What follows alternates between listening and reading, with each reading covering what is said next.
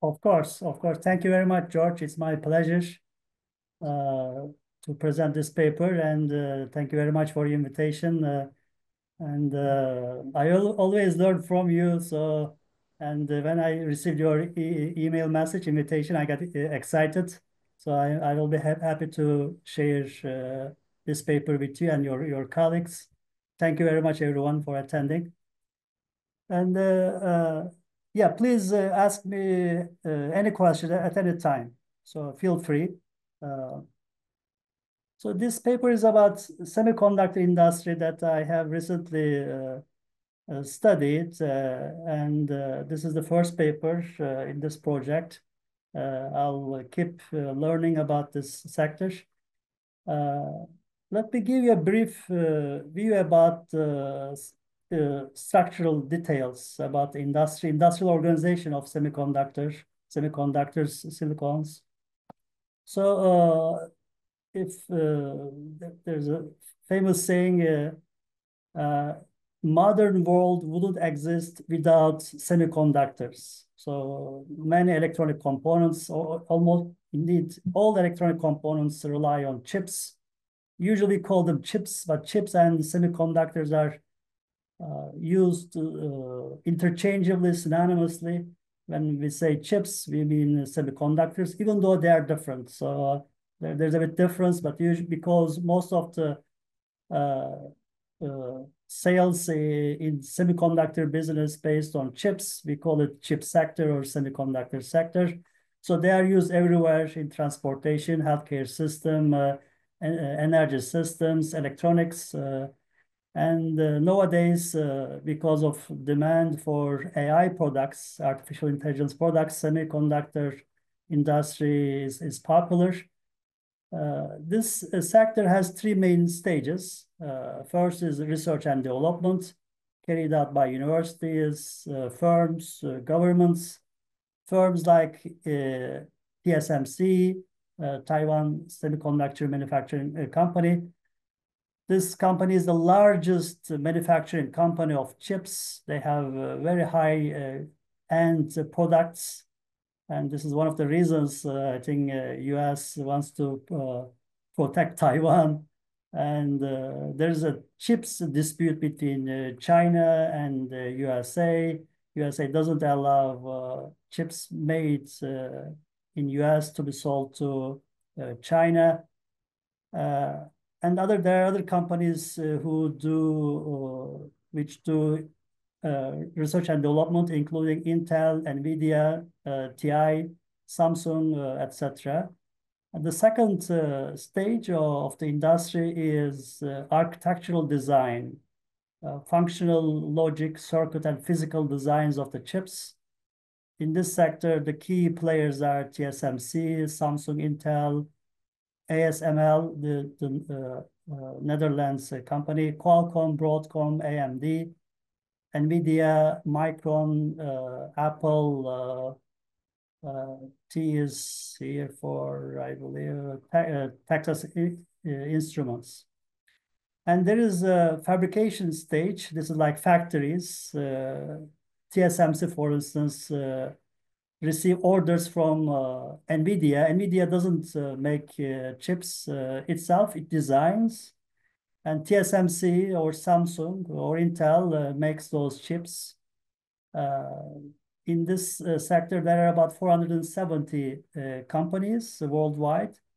And there are about 30 companies who operate in fabrication stage. The sector is very competitive. In US, out of 288 industries, semiconductor industry is the second most competitive industry. So there are lots of companies out there. We mostly know the top ones. So semiconductors are intermediate products. They are turned to final products. They are used in computers, cell phones, TVs, PV solar panels, refrigerators, furnaces, cars, trucks, missiles, everywhere. We see their applications. The raw product is silicon that I'm going to mention. There's another sector for that. Basically, from silicon to finished chip stage, there are 100,000 steps, at least 1,000 steps. It starts with from silicon, which is silica sand. The main component is sand, indeed, silica sand. And there are a few producers of silicon in the world. The top ones are in China. There are two silicon producers, major silicon producers in the world, which are in China. Then silicon is turned to wafer. These are photographic sheets turned into wafer using silicon and some chemicals, and which are then combined with some metals, and then product becomes turns into semiconductor. So semiconductors have two categories: integrated circuits, which are usually known as chips, and 83% of semiconductor sales are based on chip sales, basically. They include CPUs, GPUs, APUs, and memory chips, motherboards, etc. This is they are broadly called integrated circuits. And the second category is OSDs, optoelectronics, sensors, discrete semiconductors. So the market for the second segment is small compared to the first one. Chips or integrated circuits have the four categories. They're formed by logic circuits, memory circuits, microcircuits, and analog circuits. The most commonly known or the highest valued chips are microprocessors or microcircuits or microchips in short, which include this NVIDIA's top-notch graphical processing units, GPU. Any questions about the industrial structure of the sector? Okay. So fabs, we call them in short. They refer to factories, manufacturing plants. They have environmental implications of chip production. It's a very dirty sector. Usually we know oil and gas sector has one of the dirtiest sectors, or energy sectors overall, dirtiest sectors, but that's not true. I mean, to give you an example, chips produced in one of TSMC's plants, they use as much as 100 megawatt hour electricity. This much consumption is equivalent to a larger oil refinery's consumption of electricity. And chip fabs use lots of water to rinse and cool, to rinse the chips and to cool their equipments. They can use more than 1 million gallons of water daily per factory, per production plant. So TSMC, for instance, their plants in Taiwan uses 7% of electricity in 2022. That was a number. That number, consumption quantity, doubled from 2017 to 2022. Given that 80% of Taiwan's electricity comes from fossil fuel. So there's huge carbon footprints of this sector. It's very dirty indeed. But there are some remedies, at least in some places, especially in US. Samsung, for instance, uses only renewable energy in its US factories starting in 2019. Intel uses 93% of its electricity from renewable energy. The Netherlands company Nijmegen uses 100% renewable energy in Netherlands. And there are other conservation efforts as well implemented by the other companies. So Apple, for instance, uses reverse logistics through its trade-in programs, reuses, recycles precious metals to reduce their carbon footprint, energy use, and AMD and Microsoft recover and recycle in their Asian plants. NVIDIA, it has also some e-waste program to remedy negative environmental implications of chip productions. So this is very profitable sector. Price cost markups are very, very large. Silicon is a regular size silicon may cost a few cents, but a semiconductor could be sold for thousands of dollars or hundreds of thousands of dollars. So depending on type, capabilities, size, etc. So, but they are still subsidized. They are subsidized, for instance, through this U.S.'s CHIPS and Science Act, signed by Biden administration. They allocated $53 billion to semiconductor firms such as Intel, TSMC, and Micron. They use these monies to build new plants, and some of the money is spent for their R&D efforts. In all OECD countries, excluding US, but this is in 4-year periods, 2014 through 2018, over $50 billion government money is went to large semiconductor companies in the world. And their sales, by the way, over $500 billion. Very profitable sector, but they are still subsidized.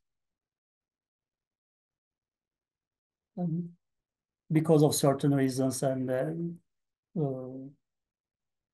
like spurring innovation and achieving sustainability goals, reducing their carbon footprints. So in this paper, in the application section, I will talk about how old cars, every car has a chip. Indeed, an average car has about 14 to 1,500 chips. Electric cars, luxury cars, sports utility car vehicles, they have 2 times more chips than average cars.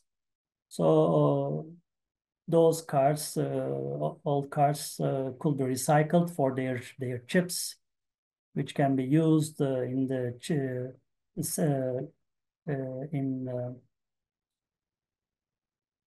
silicon manufacturing plants, which can then be turned into semiconductors. And in cars, chips are used for many functionalities, furnishing performance and safety features, including infotainment system, air conditioning, tire pressure, airbags, seat adjustments, ignition, fuel injection, braking, flow of hydraulic fluids, ADS, some safety features. They all rely on semiconductors in cars. During a pandemic, basically, as you know, car production halted. The main reason was lack of chips, basically, because chips in China, chip factories in China, in Taiwan, they were closed or temporarily shut down. That affected entire all industries indeed, because modern industries or modern equipments, gadgets, including cars, all rely on chips. So then car prices shoot up. Some people paid, indeed they bid to buy cars, waiting in the lots of car dealerships. So many people overpaid, paid price over than the posted sale price of the car. So the main reason was chips, basically. In car sector, there are some incentive programs like vehicle efficiency incentive, automotive stimulus package, scrappage incentive programs. So these are subsidies through which subsidies are provided to old car owners. So then these cars are recycled for metals, for chips, for all valuables items in them. The goal of those subsidy programs were to increase economic activity, stimulate recycling, recovery, reuse activities, saving energy, and some virgin materials. So through these programs, subsidy is provided to consumers.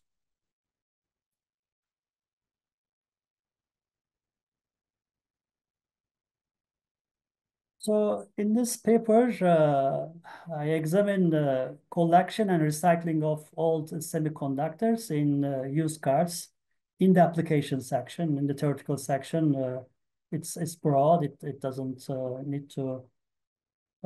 It's not industry specific.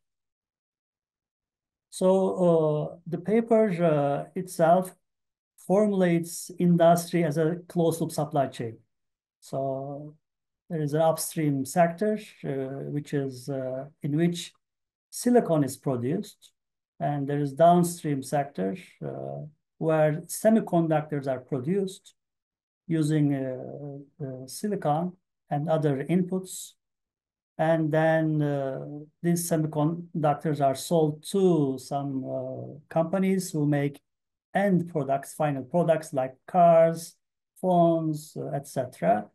And then consumers, their end users, they consume these products, and those products come to their end of life periods, or consumer decide to return, buy new products, and then the collection and recycling process starts. That's why I formulated this sector as a closed loop supply chain. And this is the first paper, as far as I know, who formulated this sector as a closed loop supply chain.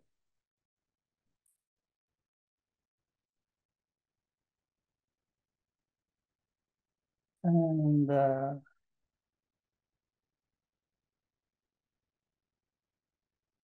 so previous papers, they were, there's a literature for semiconductor industry, but they are mostly engineering journals. There's no econ literature, interestingly, examining semiconductor industry itself. I couldn't find any publication.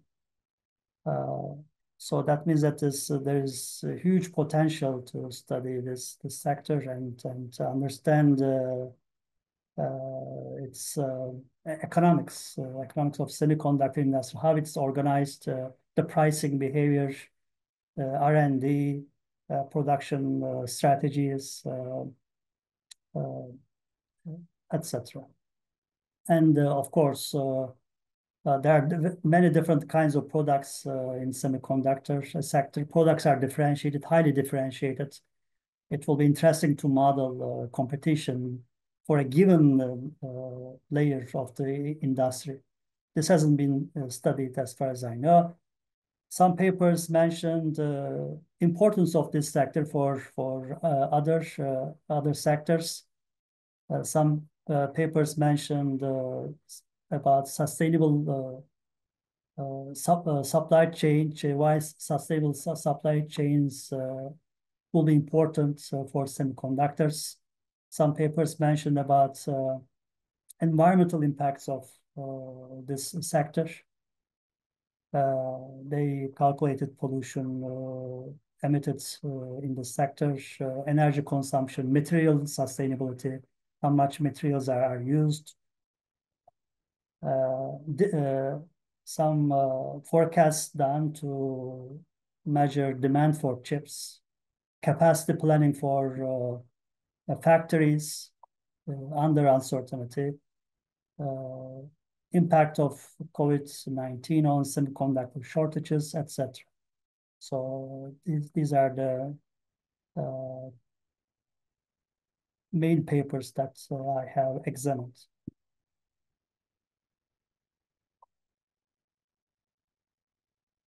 So maybe before I show here, I can't see the title of my slide. Can you see the title? What does it say? The title is it is written model. A model. Okay. So before I explain some details of the model, why not I show you this picture, this figure. So in the model, basically, there is a silicon producer. The biggest one is the Chinese one. So this could be modeled as a monopoly upstream, which uses silica sand and used chips to make new silicon. So the amount of silicon is denoted by K, and the objective of a silicon producer is to choose optimally the price for silicon, little K, and the amount of silicon to be produced.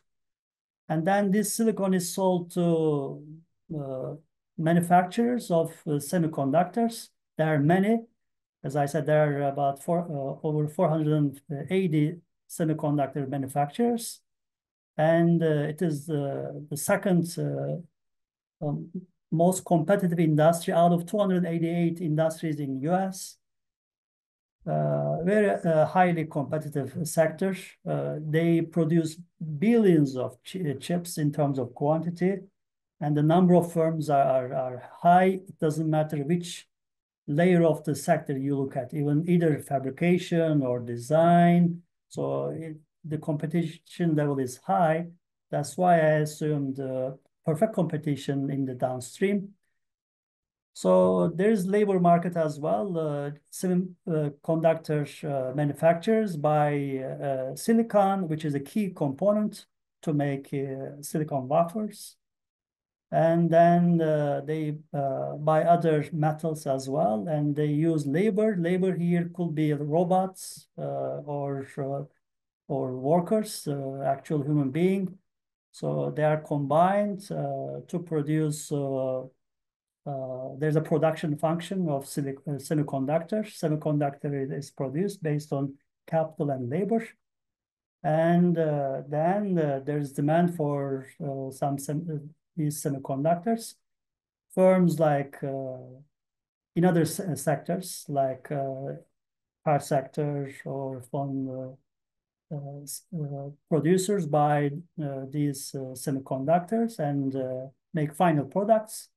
And the consumers consume these final products, and then there are used products they return, end-of-life products or products that they would like to get rid of. So I'm sure everyone has some idle or hibernating phones in your homes, so they could be recycled easily.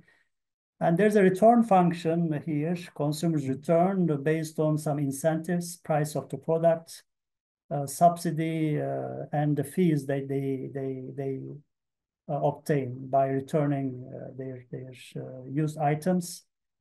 Return process here, government provides a subsidy. In car case, basically, used car owners are subsidized when they return. They use cars to dealers, which then return to upstream steel producers or other industries, or the car is disassembled into different parts, and those parts are sold to different upstream companies. And here in this closed-loop supply chain, the returns could be handled by either upstream or downstream industry. In this picture, it shows that returns go to upstream, but paper model handles both types of returns. Any questions about this figure?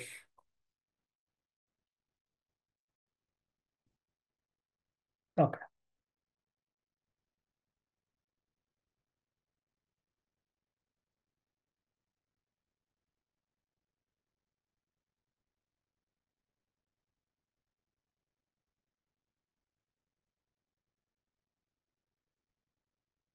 So I think this is this slide is about, I can't see its title, but it's about results, Results. right? Some Results, quick yes. results, yes. Mm. Some quick results of this model. So the key message is subsidy usually inefficient in many sectors, but in this industry sector, supply chain, it doesn't lead to any deadweight loss. No firm's strategies are impacted by the level of subsidy. It doesn't matter whether the amount of subsidy doesn't distort strategies of firms, either pricing decisions or output decisions. They are not distorted. And this paper also finds upper bound for the number of scrap semiconductors to be collected and recycled. And this is important because that usually governments allocate their subsidies based on some ad hoc, some exogenous number of collections, return items that they estimate. Here, basically, we characterize the optimum number of collections to be handled, to be processed. Based on these figures, governments can allocate their total subsidy amounts. Usually they are exogenously chosen, but we say it's indeed endogenous. And based on that figure, governments should allocate their subsidy monies. This is also important in terms of collectors. Collectors should accordingly choose their capacities for processing centers or collection centers because any amount above this bound will lead to inefficiencies in the supply chain. Profits are going to be negatively impacted. And so there will be waste. So in many countries, some processing centers closed, some collection centers are being shut down. The reason is there's too much collections and they cannot handle processing costs, the collection costs become very high. So therefore, these results could be useful.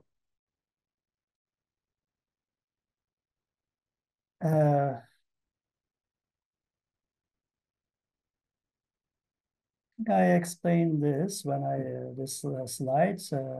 Here, basically, in the downstream firm, as I said, there are hundreds of firms operate. That's why I assume it's competitive industry.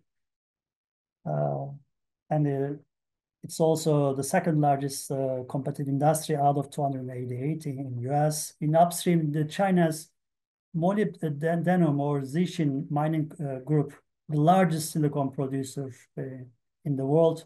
That's why I assumed monopoly in the upstream.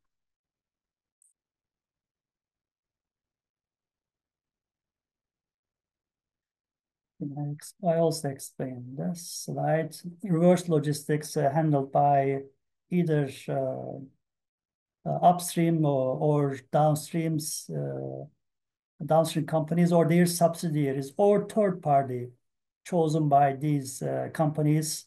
So even though there are two collection channels, but that model allows third party collection channel as well. So sequence of events, upstream silicon producer decides wholesale price and the amount of silicon to be produced. Downstream firms buy the silicon and other metals and hire workers or uses robots to make semiconductors. There is demand for chips.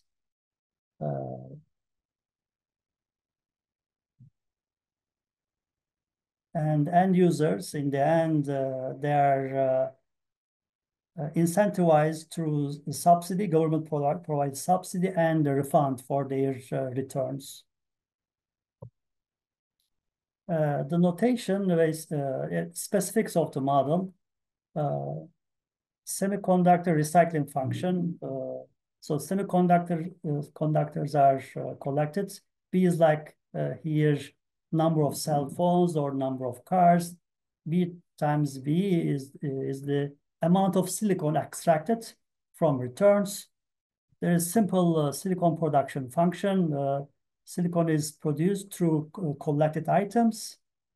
Alpha portion of silicon comes from recycled semiconductors. One minus alpha portion comes from raw materials such as silica sand.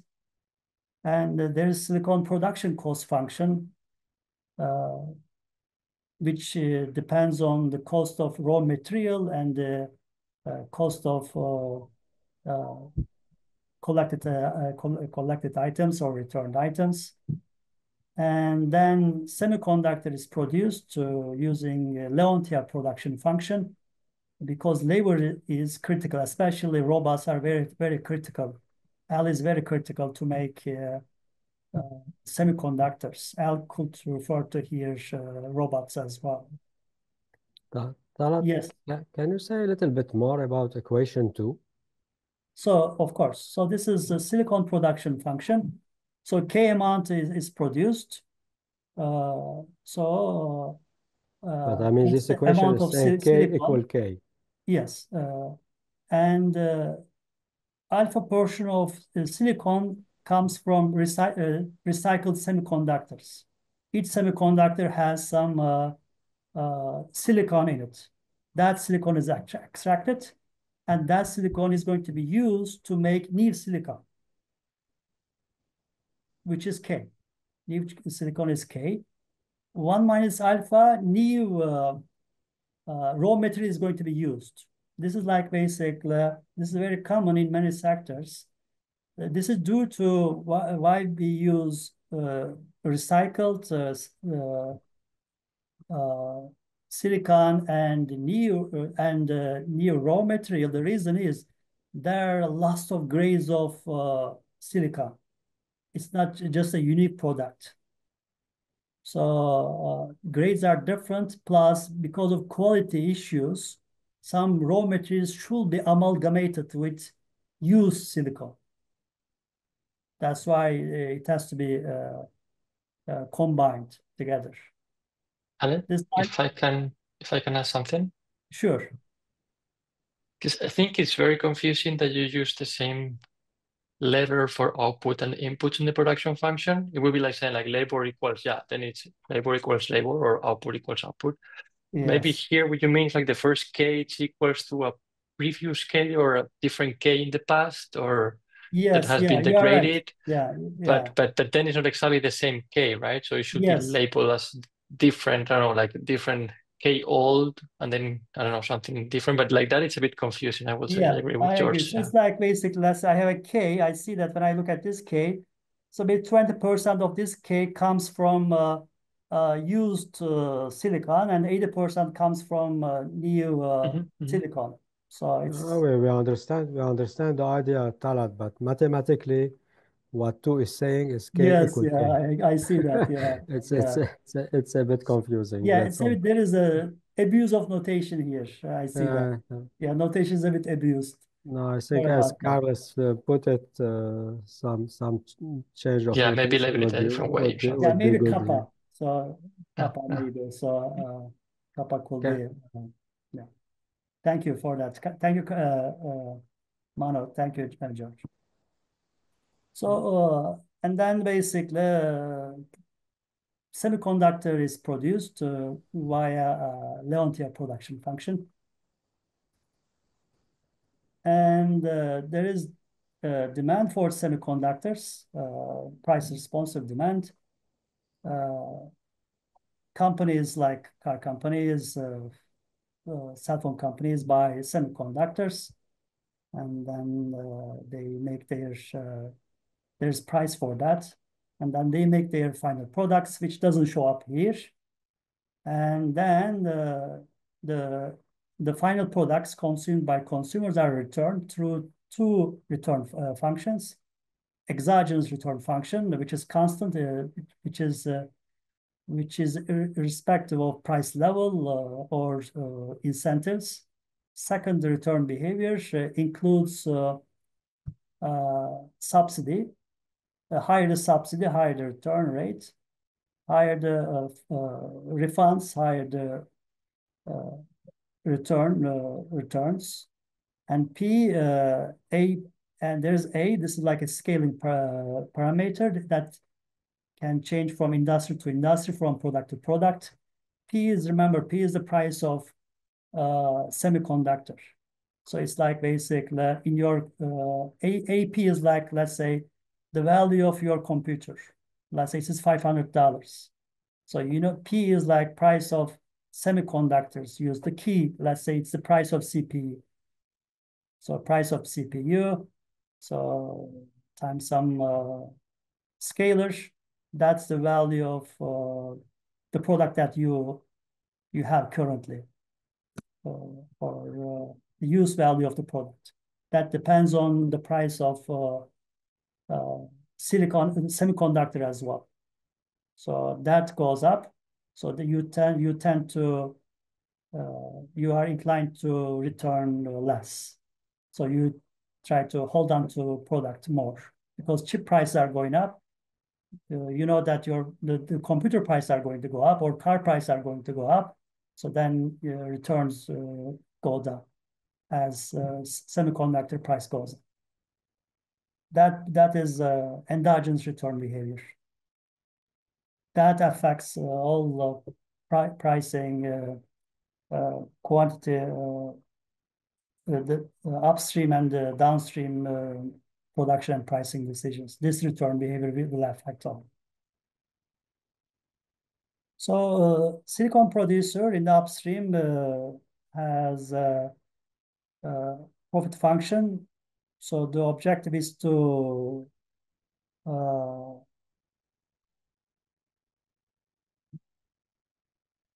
choose K and its price and or its quantity. The first term in the profit is the revenue obtained through sales of silicon. Second component is related to returns. So when upstream handles collections. So, and here the returns are endogenous, M or its subsidiary handles returns. The first term is its profit through the sales of the silicon. Second product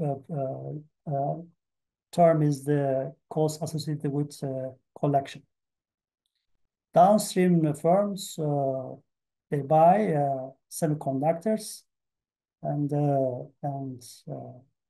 they buy silicon and produce semiconductors, and they choose price for semiconductors. That's their profit function. When this is the other scenario when the collection is handled by downstream industries, semiconductor firms or their subsidiaries collect products. And the government here basically it has to determine there is no decision-making process for government. So it issues a check valued as per return, per used car, for instance. But how much money it has to allocate should indeed will depend on this number of returns, which could be endogenous.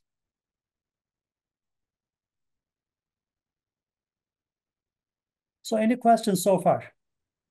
The model Yes. setup is I tried to make it as simple as possible, extractable as possible. So can I add something? Yes, please go ahead, Maha. So if you go back to the previous slide, please. Sure. So here basically, next one. So the subsidy, it's exogenous given by the government, right? It's like, I don't Yes, know, like that's they true. say. That's true. Yes. I was thinking if you consider the case where government could choose optimally this subsidy, like as a social planner, you consider like everybody, like the spillovers effect it has, like all of that, or that's is quite considered like an possible. extension? Yes, that's quite possible. But for instance, the application section that I dealt with, so this is not the case.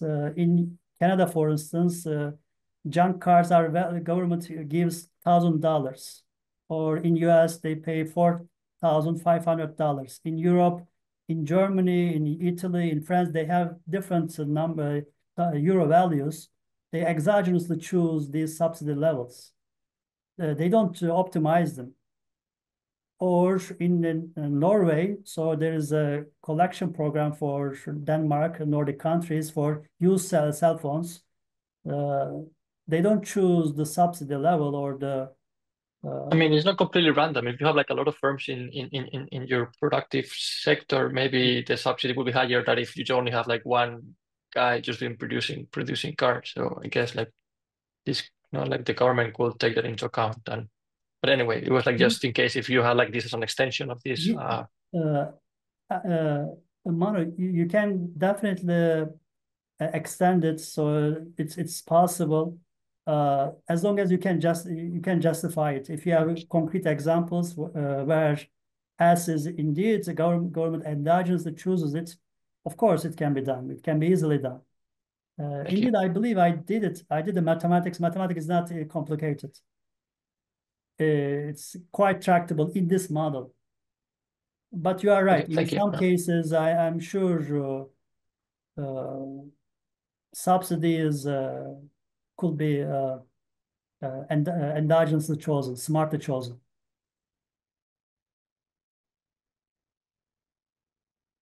So then we characterize based on the collection channel.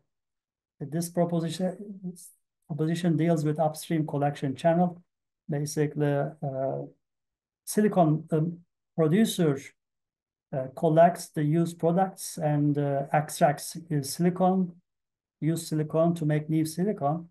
So the results change depending on return behavior, exogenous or endogenous. What we observe is that prices are higher when the returns are endogenous. And the second observation is subsidy does not distort. This kind of subsidy does not distort any strategy.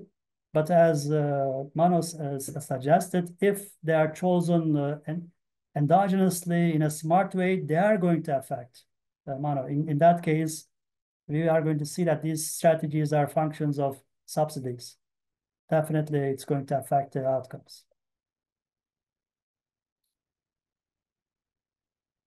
So, even though this result could be obvious for you because the way a subsidy is introduced into model, but here the message is remember even though this sector is very profitable, they are still subsidized. So then the efficiency question comes up. So is it efficient to do so? So the answer is basically it is perfectly efficient. So it doesn't distort any pricing decisions, any production decisions in the entire sector. So I wanted to show this through this simple model. On the other hand, silicon manufacturers' profits, industry profits, decrease in subsidy. What happens is basically the number of returns increase in subsidy. That increases the collection costs a lot, and then even though profits are still positive, but as the amount of subsidy goes up, the profitability goes down in the sector. Then the next follow-up question here is, given this observation, what will be the best collection channel under subsidy? Then we characterize this in the following results, so following the proposition. So this is the equilibrium strategies, Stackelberg equilibrium strategies when collection is handled by downstream firms, when returns are exogenous versus returns are endogenous. So comparing these two propositions, the key result is subsidy doesn't distort equilibrium strategies. Whether collection is handled by upstream or downstream, and whether returns are exogenous or endogenous. So basically, the result is robust to return behavior as well as collection channel.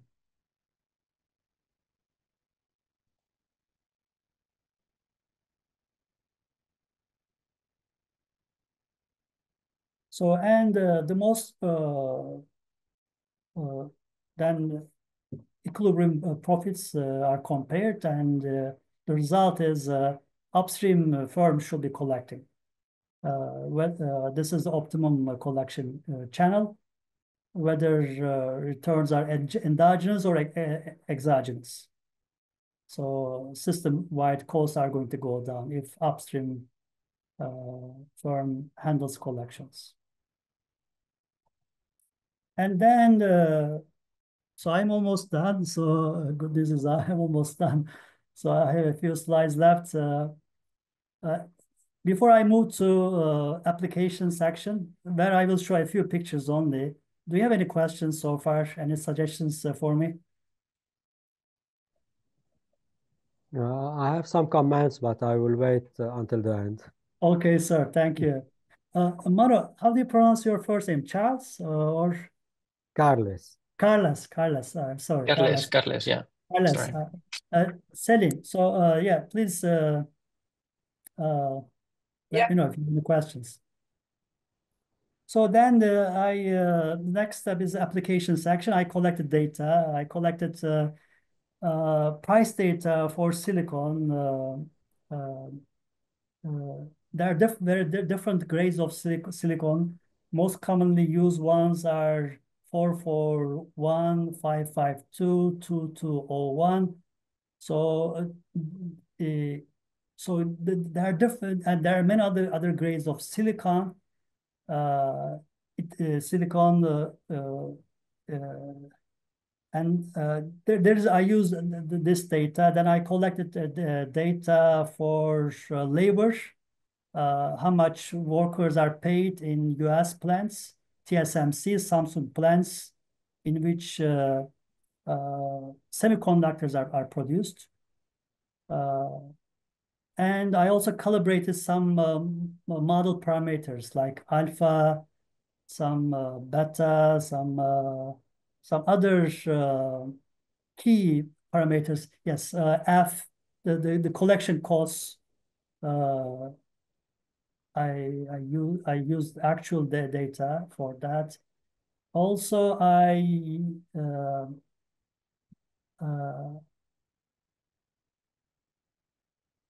simulated equilibrium outcomes over different subsidy levels. So for instance, in this picture, so returns versus subsidy amount. So returns go up linearly, as we can see. That was also clear from the mathematical equation. So as subsidy goes up, returns go up. So, and we can see basically amount of these returns are basically actually the optimum quantities to be returned as well, given the subsidy level. And here's silicon and semiconductor prices using cost data and other parameters. These are the equilibrium silicon and the price levels. They are intact with regard to subsidy. This is because they don't distort equilibrium strategies in any way. And then the profits. So this is profit difference when upstream collects versus downstream collects. So upstream collects, when upstream firm collects, upstream profit is higher than his profit when downstream firm collects. This profit difference is positive and they increase as subsidy goes up. What is the implication of this? So I mean, upstream firm should be collecting as subsidy goes up, its profit goes down. So hold on a second. So even though subsidy decreases the profits, but there are remedies for that. The remedy is who should be collecting the returned items. Here, basically, it says the profit differential increases as subsidy increases. So upstream should be the key collector. And some takeaway messages. Even though subsidy is in general inefficient, subsidy provided in this sector it doesn't cause any distortions to equilibrium strategies. And we were able to figure out optimum quantities to be collected and then recycled and processed to make new silicon. And we also characterized the best collection channel in this semiconductor supply chain. Thank you.